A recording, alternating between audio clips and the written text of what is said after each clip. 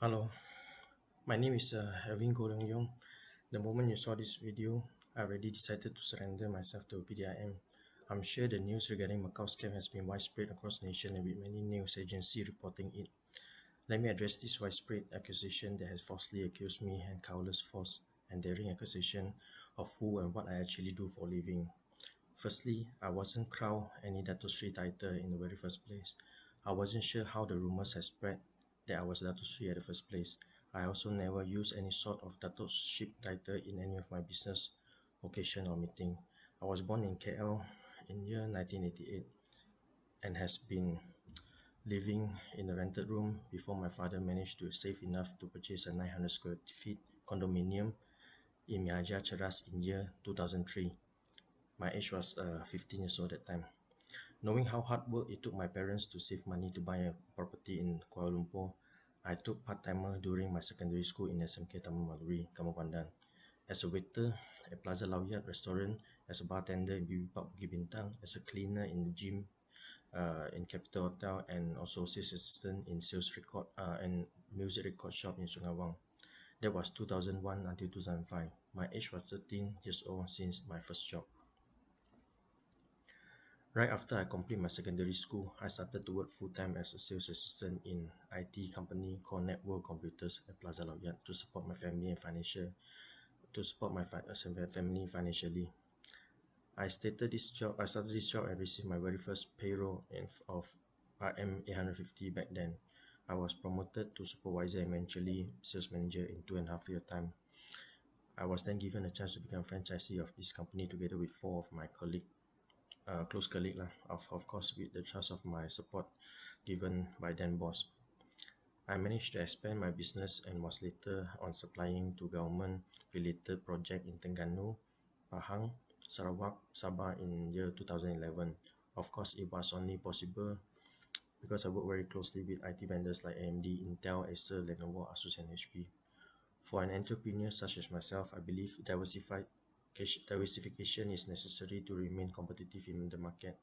We were the very first official dealership and showroom for the company that started of their drone business. We are the first showroom for DJI in Malaysia. My business expand to technologies products such as face recognition, thermal imaging CCTV, under vehicle scanner system. We've been recognized as one of the HIK Vision dealership here in Malaysia. During pandemic time, I decided to venture into other business sector. My company began to selling face mask, thermal imaging CCTV, sanitizer liquid, as well as sanitizing tunnel. Not to forget to give back to society, I have also support cause of fighting in COVID-19 pandemic by donating and sponsoring a few government and private entity with this product that I have on hand. Now I believe public wish to know what actually happened from the first day at MSCC until now. I wish to clarify that I went voluntary to MSCC office in Putrajaya on 2nd October 2020 to help their ongoing investigation. I was only told around evening that time I would need to be remanded to further notice in their ongoing investigation. I truly understood at the moment that they need to follow their instruction from their superior. I was treated very well and fair in MSCC and even given medical checkup at the first day I was remanded and the day I was released. This is to ensure that I was not in any way tortured or tormented during investigation. Meals and waters were provided also on time during my detention. I was finally released on bail on October 11. I was realized that I could finally head home, meet my family, but I came to know that others who were released on bail by MSCC that they were immediately detained by PDIM officer and might charged under POCA or Prevention Crime Act. To my knowledge, being charged under POCA is a very serious matter. After 10 days of detention, I tired and I could not think straight. After I signed my own bill, I decided not to exit through MSCC building main entrance. Instead, I exit through the back side of the building. Few days later, I saw on the internet, the media, I was wanted by PDIM. With details, such photo, I see even my home address was released to the public. I was falsely and bluntly accused being the leader of Macau scam syndicate with launder millions of ringgit and also the possession of many luxury vehicles. Also, there were accusations saying that I also operating illegal online gambling activity in Shiraz. On top of that, worse accusation that I'm the agent of offering high-end prostitution to VIP for a price of 4,500 ringgit. I wish to inform the public that I'm in no way is related or involved in this activity. I also wish to clarify that I don't know any celebrity artist that will call to MSCC for questioning. Besides that, those luxury vehicles that were seized do not belong to me at all, none of them. As reported by the media, 700 over bank account they were frozen, more than 100 million in total. My company and also my personal account is not more than frozen by MSCC is not more than 1 million. I'm not the leader of Macau Scam Syndicate. For I don't even know how this syndicate work because I only engaged in IT business for the past 12 years.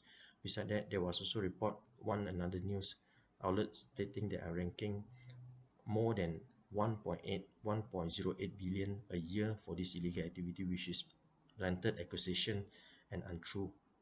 According to the statement of the CID director, which indicated me being a coordinator of Macau Scam Syndicate in the illegal activity because my IT business make me easier providing telecommunication equipment for Macau Scam Syndicate. This is a false accusation which I like to address as well. After doing IT business for 12 years, my customer come from all walks of life, and when there's demand, I'll be happy to supply, as this is considered as revenue in my business. If the authority demand necessary, I'm more willing to provide the sales record of every single transaction of that my business sold to our customer as proof we only supply IT goods and product. What I just say above is true, and I have source to back every single word I just say. Now everything that was written bluntly without proper source regarding me should be made clear that I'm not related to any of these Macau Scam Syndicate and illegal gambling activity. As mentioned in the news, my business permits has been read by a few times past week, and I believe this must cause social anxiety amongst my staff, most which might result in them resigning because they feel harassment by those authority. And the more I started off my IT business seems to have intention to terminating the tenancy agreement with my company due to this whole scene. Being judged as a leader of Macau Scam Syndicate and coordinating illegal gambling activity even when. Lastly, I decided to come out from hiding and surrender myself soon to assist with investigation. I believe there's proper law and order in our country that will help investigate in this matter and shine only truth to the public. I hope there will be proper justice shed over me. I've been falsely accused and blamed for the crime I did not commit. I only seek out public and also those who personally know me, please help me to clear my reputation because of how news agency and few social media platform has wrongly tarnished my reputation by publishing news without proper investigation. Thank you very much.